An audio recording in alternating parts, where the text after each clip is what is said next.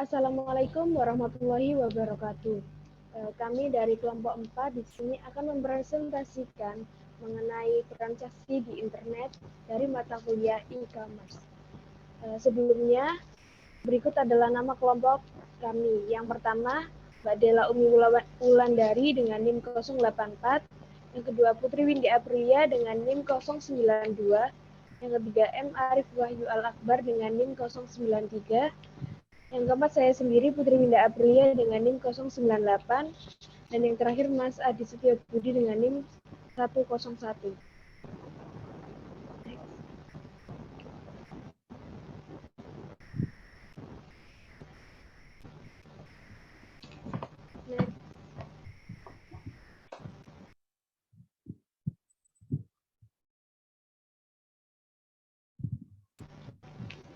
Untuk pembahasan yang akan kami sampaikan, yang pertama mengenai pengertian transaksi online, yang kedua prosedur transaksi online, yang ketiga hukum transaksi internet di Indonesia, yang keempat komponen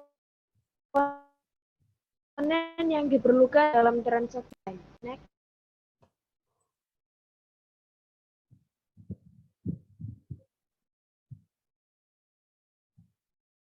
Latar belakang.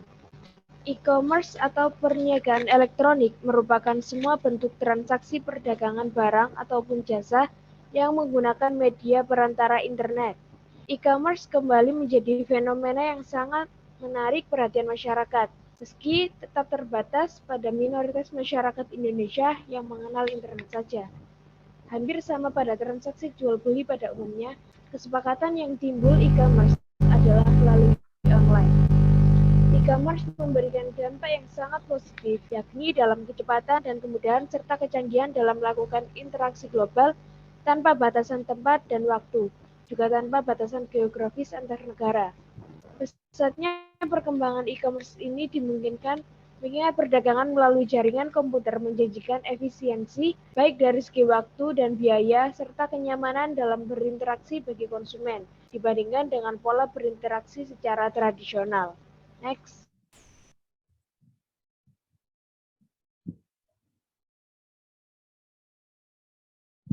Pembahasan yang pertama mengenai pengertian transaksi di internet.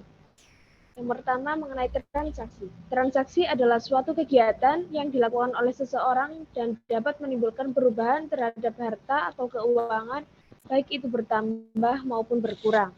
Sedangkan online adalah segala kegiatan yang dilakukan di dunia maya.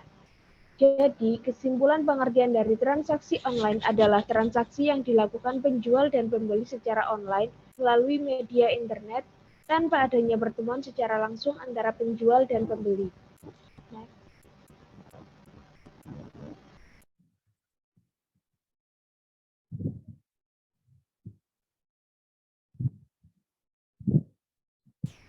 Pembahasan kedua mengenai jenis-jenis transaksi online. Yang pertama adalah PayPal. PayPal adalah salah satu alat pembayaran atau payment processor menggunakan internet yang terbanyak digunakan di dunia.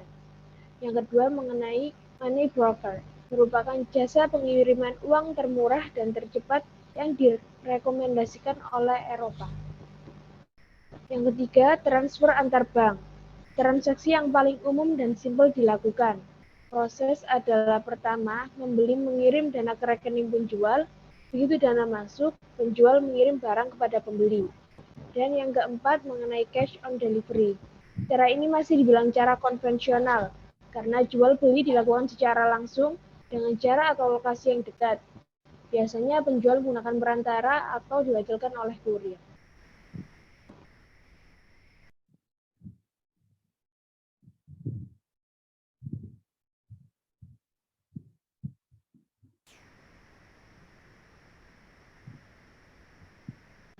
Yang akan dilanjutkan oleh partner saya selanjutnya.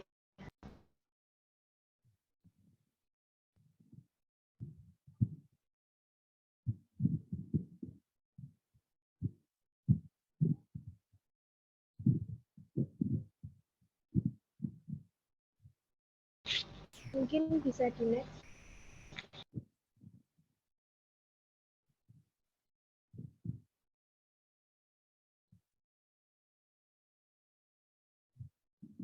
Tata cara penjual. Yang pertama yaitu barang yang dijual milik sendiri, kemudian berikan keterangan produk yang jelas dan detail. Yang ketiga yaitu tetapkan harga dan statusnya. Yang keempat, selalu gunakan pihak ketiga untuk keamanan toko online seperti marketplace. Next.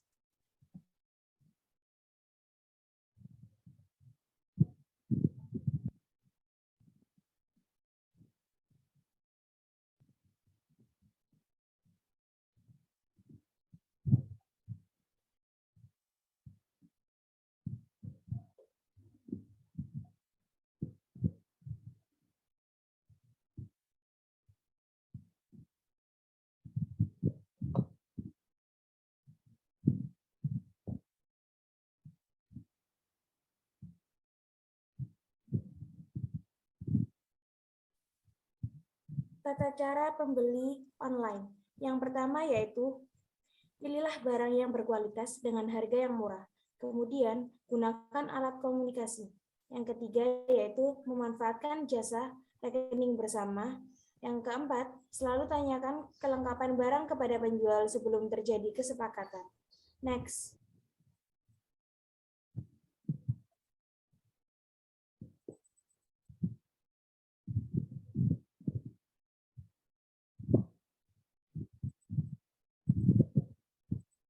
Selanjutnya yaitu cara atau metode pembayaran transaksi online. Yang pertama yaitu bisa melalui transfer manual via bank, yang kedua bisa menggunakan kartu debit, yang ketiga bisa dengan kartu kredit, yang keempat bisa PayPal, yang kelima bisa pembayaran melalui minimarket, yang keenam bisa menggunakan fitur saldo, yang ketujuh bisa menggunakan pulsa. Next.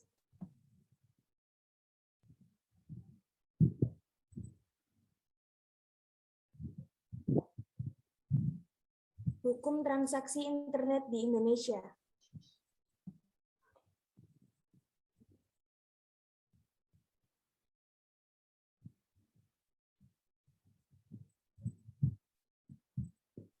Next.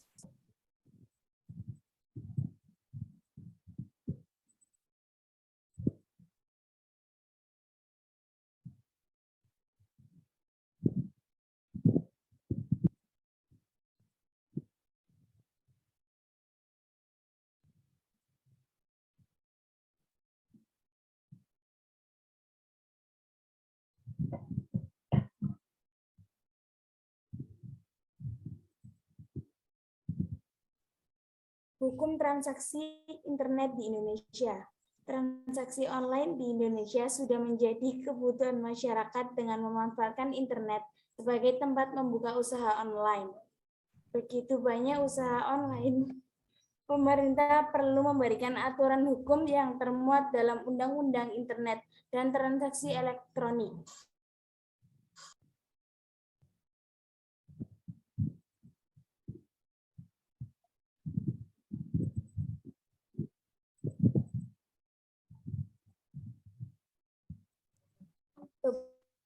Beberapa pasal yang mengatur tentang transaksi online. Yang pertama yaitu pasal kedua. UU ini berlaku untuk setiap orang yang melakukan perbuatan hukum sebagaimana diatur dalam undang-undang ini, baik yang berada di wilayah hukum Indonesia maupun di luar wilayah hukum Indonesia. Yang kedua yaitu pasal 9. Pelaku usaha yang menawarkan produk melalui sistem elektronik harus menyediakan informasi yang lengkap dan benar berkaitan dengan syarat kontrak prosedur dan produk yang ditawarkan. Yang ketiga yaitu pasal 10. Setiap pelaku usaha yang menyelenggarakan transaksi elektronik dapat disertifikasi oleh keandalan. Ketentuan mengenai pembentukan lembaga sertifikasi kendala sebagaimana dimaksud pada ayat 1 diatur dengan peraturan pemerintah. Yang keempat adalah pasal 18. Transaksi elektronik yang dituangkan ke dalam kontrak elektronik mengikat para pihak. Jika para pihak tidak melakukan pilihan hukum dalam transaksi online, transaksi elektronik internasional, hukum yang berlaku didasarkan pada asas hukum perdata internasional.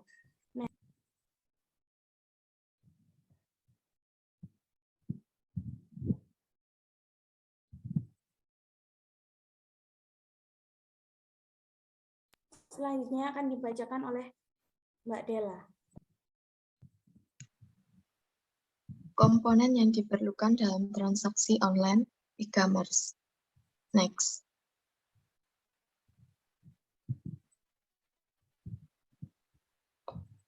Dalam sebuah sistem e-commerce, setidaknya terdapat 4 komponen yang diperlukan dalam transaksi online. Yang pertama, store atau marketplace. Yang kedua, penjual dan pembeli. Yang ketiga, payment gateway. Yang keempat, jasa pengiriman. Next.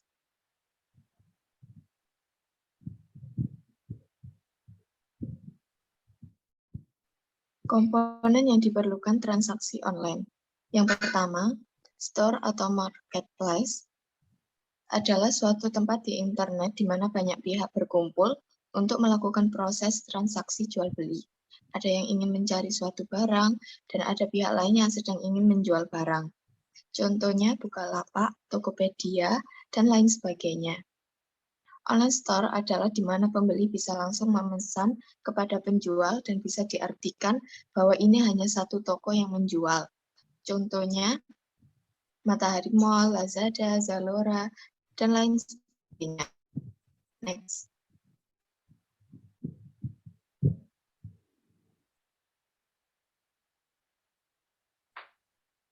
Yang kedua, penjual dan pembeli.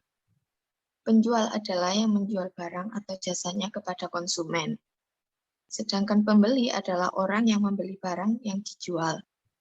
Ada beberapa faktor yang membuat pembeli memilih belanja online dan yang tidak memilih belanja online. Berikut adalah faktor mengapa konsumen memilih belanja online. Yang pertama, kemampuan finansial. Yang kedua, promo. Lebih banyak promo yang ditawarkan ketika belanja online. Yang ketiga, ketika melihat keluarga atau temannya memiliki barang baru, terkadang konsumen jadi ingin ikut membelinya walaupun tidak terlalu butuh. Yang keempat, iklan atau promosi di media massa. Next.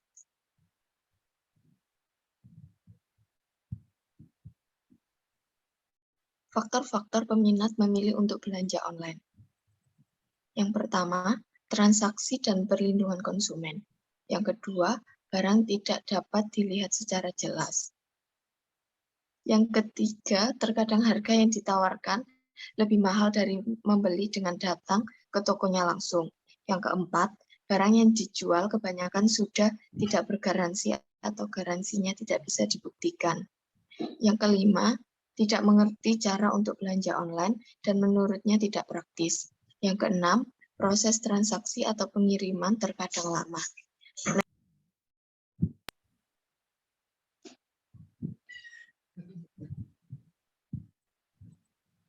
Payment gateway. Payment gateway adalah sebuah sistem yang mengotorisasi proses pembayaran dari pembeli ke penjual. Saat ini terdapat 4 payment gateway yang sering digunakan untuk belanja online, yaitu Doku, Vinpay, ePay, Veritrans. Next.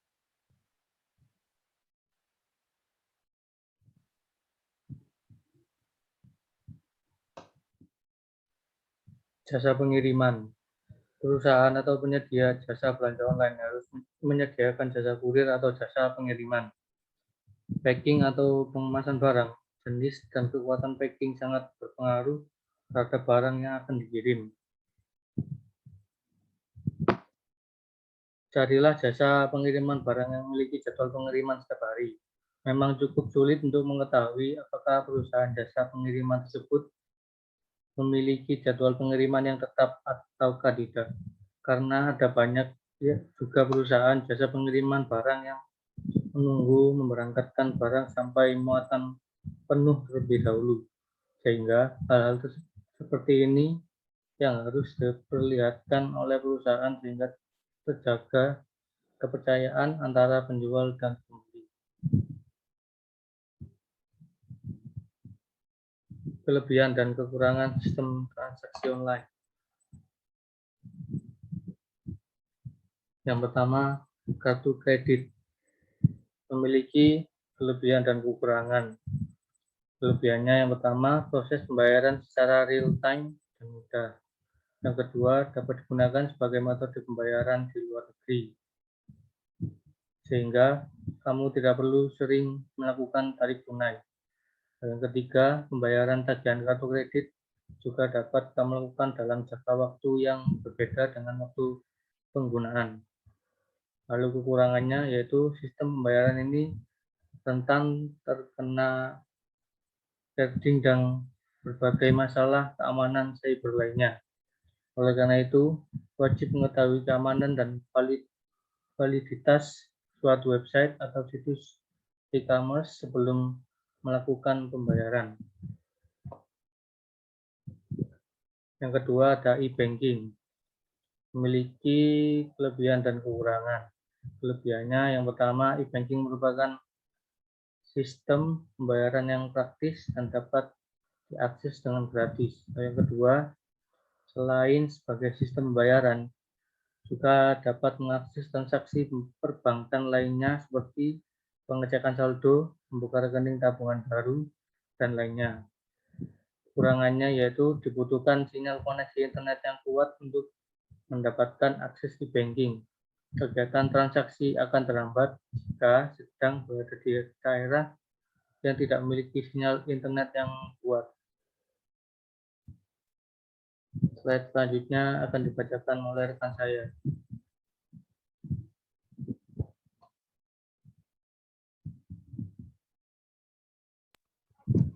Oke, terima kasih Mas Budi. Oke, selanjutnya yang ketiga, e-wallet. Apa sih e-wallet itu? E-wallet adalah dompet digital, sebuah layanan elektronik yang memiliki suatu fungsi untuk menyimpan data serta sebagai instrumen pembayaran. Kelebihan dari e-wallet sendiri, e-wallet hanya membutuhkan satu aplikasi sehingga sangat praktis.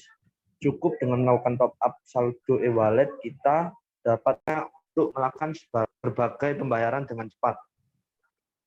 Kekurangan ketika kita memakai e-wallet, yaitu layanan e-wallet ini masih terbatas. Hanya dapat menggunakan e-wallet sebagai sistem pembayaran hanya jika e-wallet tersebut telah bekerja sama dengan merchant. Adapun limit harian untuk melakukan top up saldo. Jika kamu harus melakukan pembayaran dalam jumlah besar, e-wallet dirasa kurang cocok untuk digunakan sebagai metode pembayaran. Untuk cara kerja e-wallet sendiri, kita wajib menggunakan kartu layanan, contohnya kartu ATM, kartu e-tol, seperti itu. Kedua, uang elektronik seperti aplikasi Dana di handphone Android dan lainnya, Dana, OVO, dan lain-lain. Next.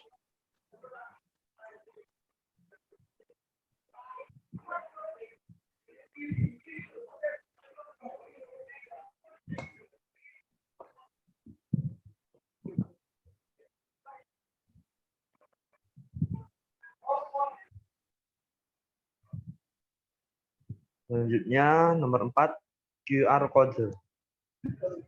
Kelebihan kita memakai QR Code, yang pertama, kode QR merupakan kode yang responsif. Yang kedua, pembayaran dengan QR Code juga meminimalisir terjadinya error dalam pembayaran. Yang ketiga, QR Code memiliki sistem penerjemah yang lebih baik ketimbang kartu debit dan kredit. Itu kekurangan dari menggunakan QR Code. Yang pertama, transaksi dengan QR Code masih bergantung dengan koneksi internet, sehingga kamu membutuhkan sinyal yang cukup untuk melakukan pemindahan. Yang kedua, keamanan QR Code juga masih menggunakan sistem satu PIN, sehingga masih rentan terhadap pencurian data. Yang ketiga, penggunaan sistem QR Code juga masih terbatas, karena belum banyak merchant yang menggunakannya. Next.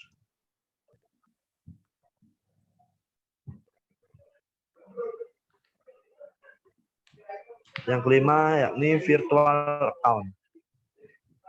Kelebihan menggunakan virtual account, yang pertama, setiap pembayaran yang masuk ke virtual account akan terdeteksi dan diverifikasi secara otomatis oleh sistem. Kekurangannya sendiri, apabila kita salah memasukkan nomor virtual account, akan membutuhkan waktu lama untuk uang kembali. Next. Oke, kesimpulan dari beberapa penjelasan oleh kelompok kami, yakni perkembangan teknologi dalam perdagangan elektronik atau e-commerce berpengaruh terhadap perilaku konsumen dalam memenuhi kebutuhan e-commerce bukan hal yang asing dalam dunia bisnis. Perkembangannya yang semakin cepat ini mempengaruhi perilaku konsumen dalam melakukan transaksi perdagangan menggunakan media elektronik atau secara online. Next. Oke. Thank you. Mohon maaf apabila dari kelompok kami ada penjelasan yang kurang jelas atau bahasa yang kurang jelas. Kami meminta maaf. Sekian dari kami. Wassalamualaikum warahmatullahi wabarakatuh.